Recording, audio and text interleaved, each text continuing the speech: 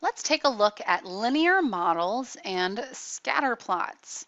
And so we can see we have three output windows from a graphing calculator. And in the far left, we have a positive correlation. That means that the points are um, in a pretty linear pattern, and they are, as x is increasing, the y is increasing. And so that's a positive correlation because our our points are going in an upward fashion and they're pretty close to a line. And so this value of 0.974 means, or 972, means that it's pretty strong, okay? Our values can be anywhere between -1 and +1. So -1 indicates a strong negative relationship. +1 indicates a strong positive relationship or correlation. Okay, and 0 means no correlation. Okay, and so if you have, say, 0.5, that's kind of a mild correlation, positive correlation. If you have -0.5, that would be a mild negative correlation. And so if you're looking at numbers, let's say on the number line, if you're looking at correlations from -1 to 1, and so here's my -0.5, here's my +0.5, then these are going to be pretty strong. Whoops, that's supposed to say strong.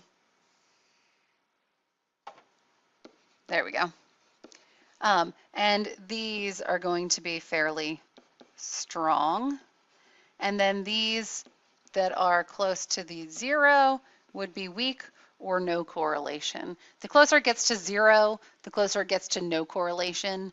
And so you can look at this negative correlation we have here with -0.856. And so that's pretty close to -1. So that is a fairly strong correlation, but as x increases, y decreases, so that's a negative correlation. And you can see how close the points are from the line or to the line, and that kind of tells you the strength of the correlation. Okay, the pattern of the points gives you the direction, whether it's positive or negative or no correlation, and then how close it is to the line, and that's like the line of best fit, gives us the strength of that correlation. And then in this last one, R is 0.190, and that's fairly close to 0. You can see our points are kind of all over the place, so there's really no correlation there. So let's take a look at an example and see what that looks like. All right, so we have the numbers of alternative fuel vehicles, V, in use in the United States from 1992 to 1999, and they're shown in the table below, or next to the problem.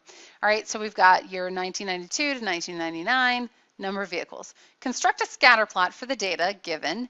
Be sure to label the axes and give the graph a title. Then find the least squares regression line, and we'll do that on the calculator. Describe the correlation and the meaning of the slope and y-intercept in context of the problem, and explain the correlation coefficient.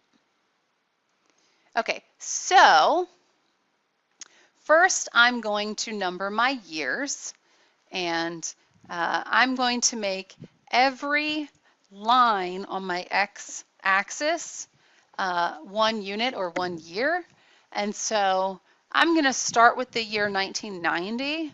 And so my first line would be 91, 92, 3, 4, 5, 6, 7, 8, 9. Okay, and so this is the year where the year 0 equals the year 1990.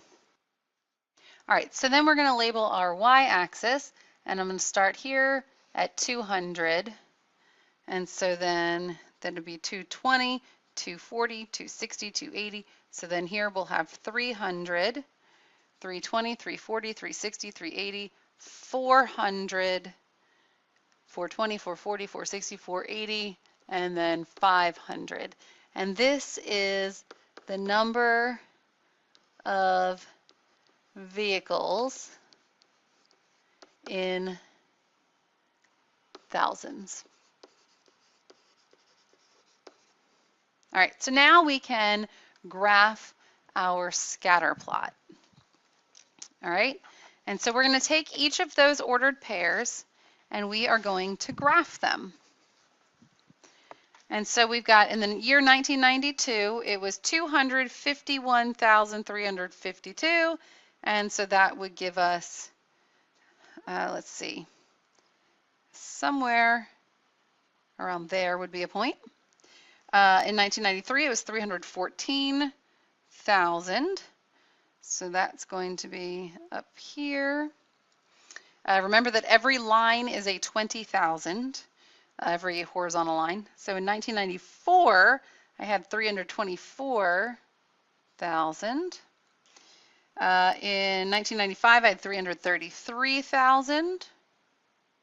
So that's going to be up there. 1996 was 352,000.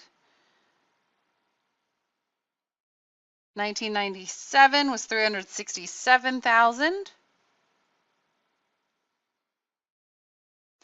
Let's see, 1998 was 383,000. And 1999 was 407,000. And so that looks pretty linear to me. So let's take a look at what the calculator gives us when we run our linear regression. Okay, and I'll show you in class how to actually type this into the calculator. But the first thing I've done is I've typed in my my units or my ordered pairs into a table using 2 for 1992, 3 for 1993, and so on. And then I plugged in the values for how many vehicles there were into the other table or the other list. And then I ran, so then once you have it put into your table, you hit your Stat button and go over to Calc.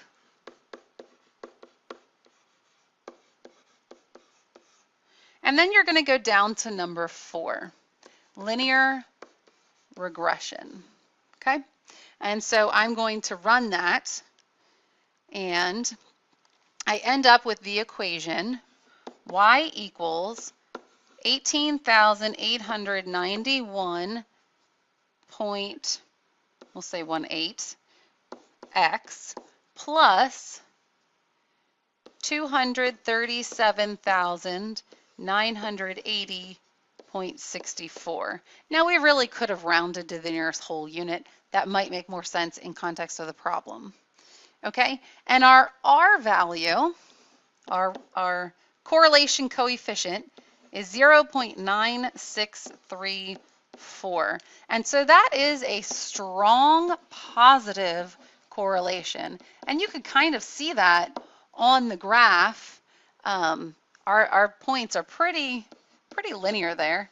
And they are going up as x increases, y is increasing. Okay, and so then the last part, we need to talk about what is the slope. Okay, so the slope means that that the number of cars increases by 18,891 for every year. Okay, and the y-intercept means that the starting point, when they first started making these vehicles, there were about 237,000, that number doesn't look right, 237,980. I forgot my 0 there. There we go. There were about that many that were purchased and being driven.